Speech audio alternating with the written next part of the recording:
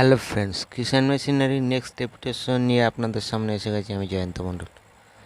Kisan machinery tips and tips আপনাদেরকে আজ দেখাবো মোবিল ক্যান রিপেয়ারিং।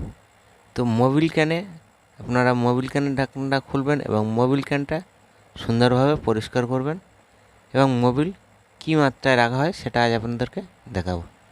এবং এই তেল ফিল্টার জায়গাটা ভালো করে পরিষ্কার করবেন এবং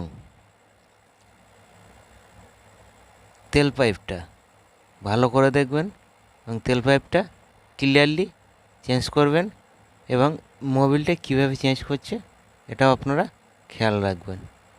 এবং মোবিলের যে কাঠির মাত্রা সে মাত্রায় দুটো দাগ দেওয়া আছে, আপনারা ওই দু দাগেই পরিবর্তিত রাখবেন মোবিল। এবং এই সাইলেন্সারের কিংবা এই নাকের পাশে যে নিচে যে অংশটা যেটা দিয়ে অনেক সময় গাড়ির ধুলো ময়লা টানে সেটা ইঞ্জিনে গেলে অনেক সময় ফল্টিং হতে পারে, সেদিকে আপনাদের একটু খেয়াল রাখবেন। এবং এই নিচের ঢাকনটা খুলে পরিষ্কার করে সেখানে আবার কিছু মাত্রায় মোবিল দিয়ে দেবেন, যাতে যে ময়লাগুলো টানবে সেই ময়লাগুলো ক্যানে এসে জমা হয়ে যাবে, পরবর্তীতে আপনাদের পরিষ্কার করে ফেলে দিতে পারবেন এবং আপনাদের কাজ করতে সুবিধা হবে। এবং গাড়ির হেডলাইটটা ঠিকঠাক আছে কি না সেটাও আপনারা ভেরিফিকেশন করবেন এবং পুলি বেল্ট এগুলো আপনারা ভালো করে দেখবেন। এবং গাড়িটা আজ নতুনভাবে কাজ করবে সেটাও আজ আপনাদেরকে দেখাবো, লক্ষ্য রাখুন।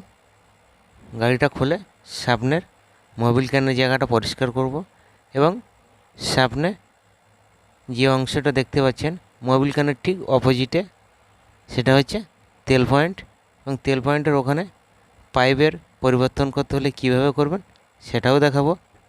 তো আপনারা ভালোভাবে লক্ষ্য করে দেখুন, ঠিক আছে? তাহলে বুঝতে পারবেন।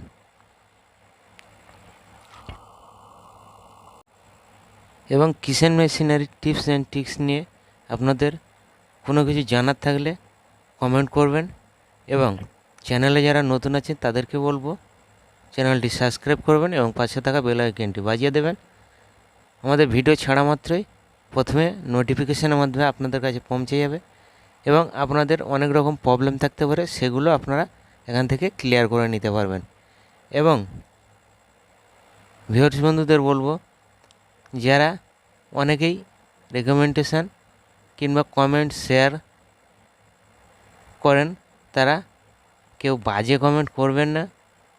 অনেকেই বাজে কমেন্ট করেছেন, তাদেরকে বলো আপনারা বাজে কমেন্ট করবেন না।